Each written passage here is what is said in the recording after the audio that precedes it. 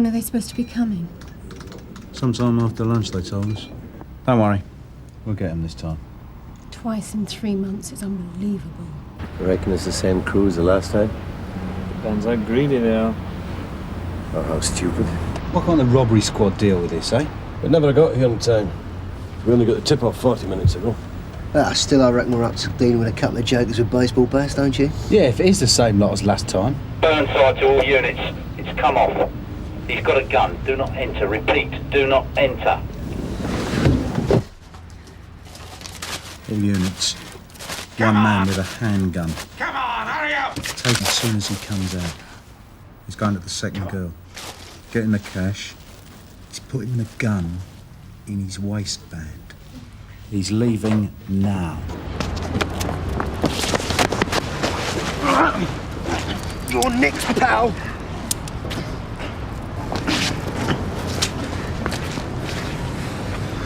All very painless. So, who have we got?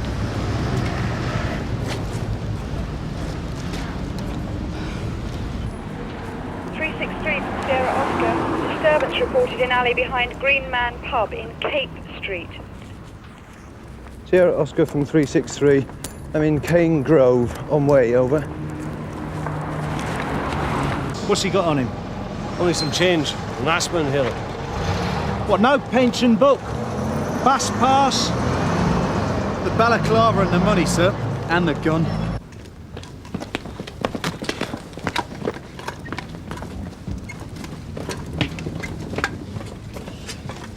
You all right, mate? Cuffs. A bit tight. Yeah, well, it won't be long till we get to the station. Speaks then. And the next thing I know, he's pointing a gun at me and telling me to lie down. Well, I didn't look twice at him when he first come in. Well, you wouldn't, would you, eh? Because he's what? 65? At least. Yeah, too old for this game, that's for sure. Yeah, he was playing it for real, though, wasn't he? The gun was loaded. Sierra Oscar from 363, receiving, over. Go ahead, Steve. Ambulance June, 1 IC3, male, cut badly around the face and he's unconscious. Patty should be with you any minute. She's here now. Try that way. Okay. It's okay, mate. Ambulance is on the way. Name? He won't give it. But we have established he's neither deaf nor dumb. You might have asthma, though. Oh, wonderful. We better get the doctor down there, just in case. So what have we got? A desperate pensioner or an old blagger and one job too many? I don't know, sir, to be honest. Until he starts squeaking, there's not a lot to go on. What did the doc say? Reckons he's suffering from mild shock. Well, it's not every day you get pulled in for armed robbery, is it? See what you can get out of him, but take it easy. The last thing we want in the media at the moment is an OAP croaking it under police questioning. OK, folks, show's over. According to his dole card, he's at A. Johnson. National insurance number, Delta Foxtrot 316102 Alpha. He's off in the ambulance now, still unconscious. There's no sign of his attackers and no witnesses, none that'll come forward anyway. OK, we'll check with Donna. Looks like another racial attack, though. They left a calling card. The first 11 was here. Is he all right? Yeah, brilliant. Why, you see something? No. I'm Detective Inspector Burnside, this is Detective Sergeant Roach, and this interview is being recorded. So perhaps you could start by telling us your name and address. George Farrell. And your address? No fixed abode. Were you sleeping rough? Right, Mr. Farrell. George, you were caught this afternoon robbing the City and National Building Society with a gun. Now, that's a very serious offence. Do you want to tell us about it? What is there to tell? Listen, George. The question here isn't if you did it, but how long you're going to get. I'm not saying we're offering you a deal. But if you can tell us anything about where you got the gun and anything you know about the City and National being turned over a couple of months back, well, your cooperation will be brought to the attention of the court. Oh, what difference will it make? Well, let me put it bluntly, George. It can make all the difference of your chances of ever seeing the outside of a prison again. Armed robbery comes with a lot of years. And you're not exactly a young man, are you? What do you reckon to this first 11, then? Don't know. Those toe rags are forming new gangs all the time around here. Probably white, though. Yeah, I suppose so. Don't get too excited, Steve. I mean, it's only something that might help us stop these gang attacks. I mean, what is it, 5 in the last month? 3 black, 2 white. No skin off my nose if they wipe each other out. Except we have to clear up the mess. Besides, Johnson might just be an innocent victim. Well, it actually looks worse than it is. Obviously, he's been quite badly cut about the face, probably a razor or a Stanley knife. But he has regained consciousness, and as far as I can tell, there's just severe bruising. When can we talk to him? He's still concussed, but you might be able to once we finish stitching him up and take a few x-rays, just to be sure. OK? Yeah, thanks. You better stay here then. Me? I've got the panda. See you. All right, I've been stupid. Very stupid. But I just reckoned I had no more to lose. Go on. My wife died 2 years ago, see? Cancer.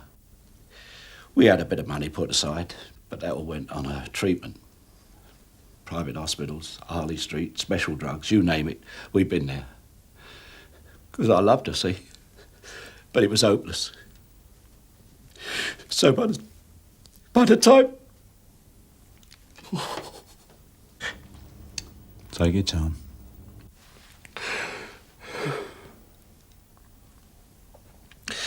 Well, by the time she went, all the money had gone and all. So I had to sell the bungalow, bottom of the market.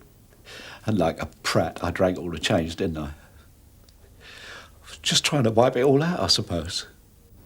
So you decided to make a fresh start with a spot of armed robbery? Yeah, I must have been off my trolley. I mean, I've never even had a parking ticket before this. But I heard these two geezers talking in the pub about how they'd done the City and National and how easy it was. So I thought, why not? Plus the fact that that's where we had the mortgage on the house. I mean, it seemed kind of fitting somehow. Where was it? Hey? The bungalow? Oh, it's Rayleigh Gardens, 25. 363 from Sierra Oscar, receiving over. Go ahead, June. We've got a possible ID from Donna on Johnson. First name Ashley, Alpha, Sierra, Hotel, Lima, Echo, Yankee. His address is listed as 36 Highland Terrace. He's 22 years old. He's got previous for possession and dealing cannabis. Oh, surprise, surprise. Anything else? No, that's your lot. OK, thanks, June. X-ray. So what do you reckon? Dunno. He's had it rough if all that's true. Yeah, well, it don't justify armed robbery. No. Look, contact the building society, find out what you can about our Mr. Farrell. See if he ever had a mortgage at that address he gave us, whatever. Okay. Right, you can come and have a lie down for a bit. It's all yours while we wait for the x-rays. Thank you.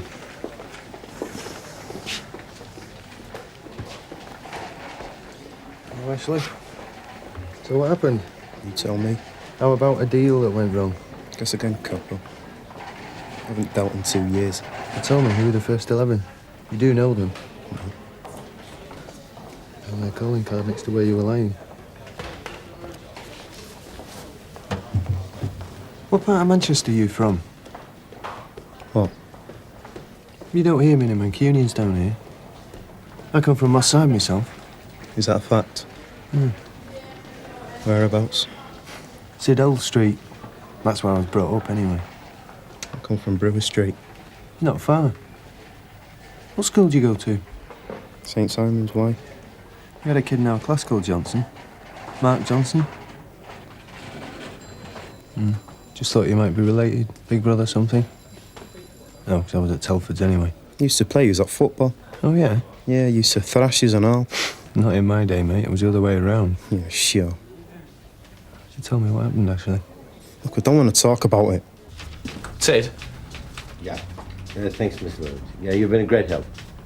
That old bloke you nicked earlier. Just got a call in CAD. Interview resumed at 1600. Officers as before. So, how you feeling? I'm all right. Good. Ted? Well, you'll be pleased to know that we did check with the building society, and they said that Mr. Farrell did live at 25 Rayleigh Gardens and did sell it about 2 years ago. Only we've just had a phone call from a woman who's worried about her husband. An asthmatic. Seems as though he went out to post a letter at lunchtime and hasn't come home. And from the description she gave us, we think that man is you. Alfred Harvey Sheldon. So naturally, as this was a bit of a shock, we phoned CRO, and according to them, you are very fond of Her Majesty's prisons, having spent a total of 23 years in them for various offences. Most notably, would you believe, for armed robbery. Last released 1984. Changes things a bit, doesn't it? Alfred. Yeah, I suppose it does. Still, I had you going for a bit, didn't I? All right, if you don't want to talk about this morning, that's the file on the last City and National job. Oh, no, you're not sticking that on me. I don't know nothing about it. And that's the truth. Well, I'm sorry if we seem a bit dubious, Alfie, but after your little performance just now, we can't really take what you say at face value. I mean, did you really think you could get away with pretending to be somebody else? Well, I met enough stupid coppers in my time to give it a whirl. Who is George Farrell, anyway? Hey, he lives round the corner. Wait, that all happened to him, you know what I told you. It's tragic, really. This is not a game, Sheldon. Isn't it? All right. Let me remind you how it's played. You cooperate with us over this other job, and who gave you the gun? Or what? Or what? The court will do me no favours? What's your name? Burnside? Well, listen to me, Detective Inspector Burnside. I've met enough coppers in my life to know you can't trust them as far as you can gob. So you can take all your words in the judge's ear, or whatever it is you're offering, and you can stick them right up your jacksie. I mean, is that what you came down to London for? Get your face slashed up, eh? I came for a job. And it fell through? Yeah. What? Nothing. For a Met, weren't it? The job? Yeah, they paid well. And took anyone. What did you fail on? And what do you reckon? Weren't your colour, mate, I can tell you that. Yeah, not officially. Attitude problem, they called it. So you started to deal? Needed the money. Plus, I reckoned if you can't join him, beat him. But it's all right, Constable. Steve. I'll learnt my lesson now. If you know who did it, you've got to tell me, Ashley. Then what? Then we deal with them. You know what it's like living round there? Do you think if I gave you names, my life would be seriously worth living? It's a jungle out there, mate. And you don't tell. 363 from Sierra Oscar receiving. 363 receiving. Can you get back to the station, Steve? We've got a witness asking for you. Says he saw the attack on Ashley Johnson. Can't someone else talk to him? He wants you for some reason. All right, on my way.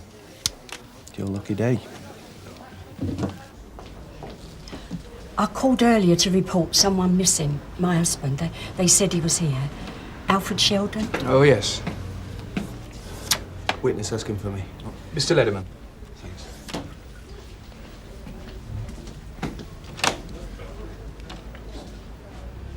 Mr. Lederman. Steve Loxton. So you did see the attack at lunchtime? Can you tell us exactly what happened? It is very hard for me. You understand? I should have said earlier, but I'm scared. Don't worry, Mr. Lederman. No one will know you've talked to us. I hope so, because these boys, these thugs, are dangerous, evil, fascist. Some of them even have the swastika, you know, tattooed. If they knew exactly what it meant, but perhaps they do know. That's why I must tell you what I've seen. You see, my family in the war. So, your flat overlooks the alley where the attack happened? Yes, at the back. I look down, and there are 3 of them white around this black boy like a cornered animal. And all with the knives. Even the black youth? Maybe.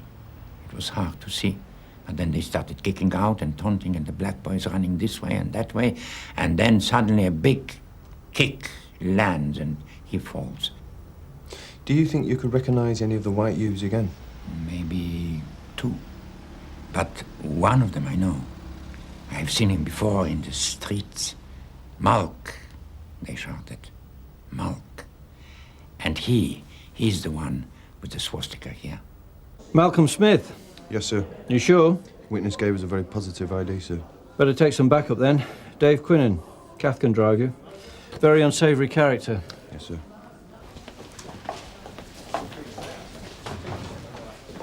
Bob, this is Mrs. Sheldon, Alfred Sheldon's wife. Any chance of a visit? I don't see why not. Bit of notice would have been useful. Sudden request.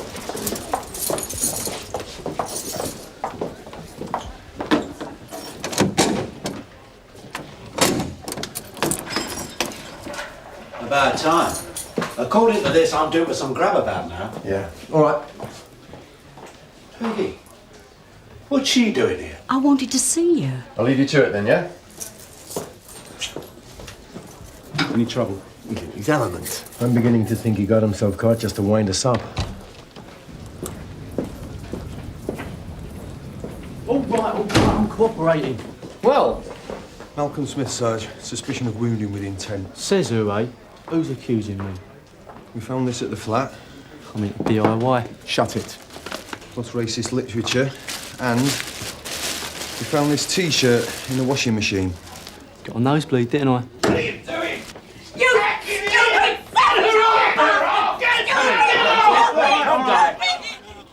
She's gone mad. You had to ruin it, didn't you? What am I going to tell Malcolm, Vicky? They granddad's a villain. You stupid... Hey, come on. Okay. That's enough. I told you. I don't know nothing about no First 11. I never touched no one with a knife, and I never heard of Ashley Johnson. A witness saw you and 2 other youths attacking him. Who? Who's accusing me? This Johnson geezer? No.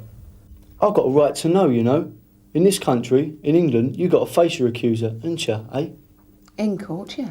That's why we're civilised, see? And jungle bunnies aren't, I suppose. Well, you said it. Only I prefer to call them by their proper name. What exactly have you got against black people, Mr. Smith? Nothing. I just think they should go back to where they come from, that's all. Ashley Johnson comes from Manchester. My point exactly. Have you heard of DNA testing, Mr. Smith? It means we can match the blood on your T-shirt, not only to a blood group, to a specific individual. So if it comes from Ashley Johnson, you'll have a lot of explaining to do, won't you? Well, so will he and all. Meaning? Deserved it, didn't he? For what he's lot done to Terry. Revenge? Well, yes, sir. According to Smith, Johnson's part of a gang called the Dreadheads that attacked one of his mates a few weeks ago. Terry MacDonald. He's still in hospital, apparently. Nearly put his eye out, as I seem to recall. Yeah, well, they've been looking for a chance to get back at them ever since. How does Smith know that it was this other gang? They left a Dreadhead's calling card, he says. Very civilised.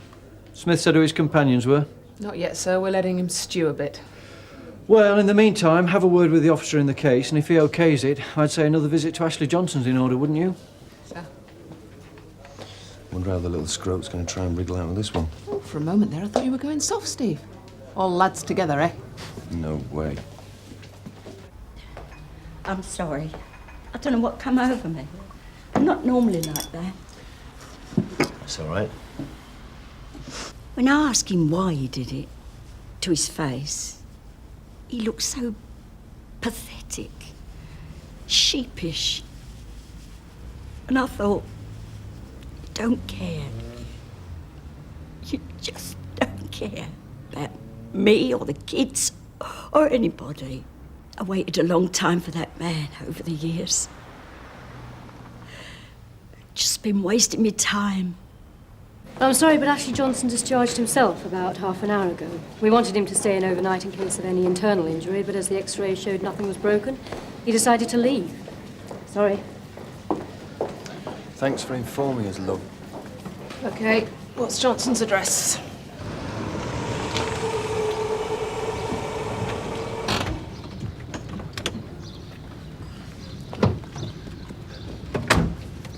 .36 Highland Terrace. Squat.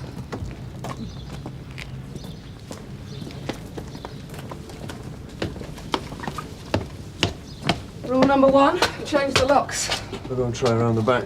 Right.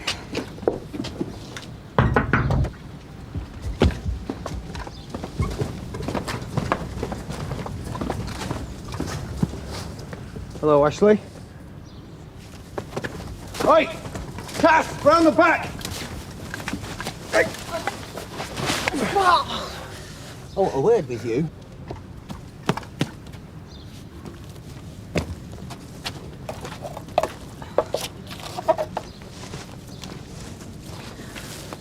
Congratulations.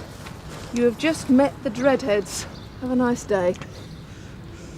Ashley Johnson, I am arresting you on suspicion of assault and wounding with intent. You do not have to say anything, but anything you do say will be taken down and may be used in evidence. Do you understand? You better call an ambulance. Not straight down the neck, you are going soft. I just want to make sure he can stand up in court. You should have listened to the doctor, shouldn't you, Ashley? Quite a woman, your wife. She's too good for me anyway. Look, what am I looking at here? Seriously. 10 years, give or take a bit. It's hard to say. The gun was real, it was loaded, and you looked as though you were prepared to use it. And if I cooperate? Up to the judge. Well, I don't suppose she'll wait for me either way, and I don't blame her at all. I've done some stupid things in my time, but this. So why'd you do it then? I told you. I heard these two blokes talking in the pub. Which blokes? Gary Mills and some mate of his, I don't know, Mick something. And? And I thought, I want some of that. Money? No, the buzz. There's nothing like it. You walk in a place with a sawn off, you put one barrel in the ceiling, you say, who wants the next? And they're all down on the deck like good ones, you know what I mean? Are you telling me you did it for the excitement? Come on. Don't tell me that while you wasn't waiting outside that building society, you didn't feel it at all. Personally, I can do without the thrill of looking down the wrong end of a sawn off. Oh, well, that's it, isn't it? You're looking down the wrong end. Me? It's like booze to an alky, I suppose. Let me get this right. You say you heard these guys talking about their raid on the City and National and you couldn't help yourself. At 66 years old? Right. You heard the story of the frog and the scorpion? This frog sitting on the riverbank, along comes this scorpion, right? He says, oi, you can swim. Get a lift to the other side. Oh, leave it out, says the frog. What happens if you sting me? Don't be daft, says the scorpion. If I sting you, I drown, don't I? Oh, fair enough, says the frog. So the scorpion gets on his back, and halfway across, he stings him. Oh, dear me, what'd you do that for, says the frog. Now we're both going to die. I'm a scorpion, says the scorpion.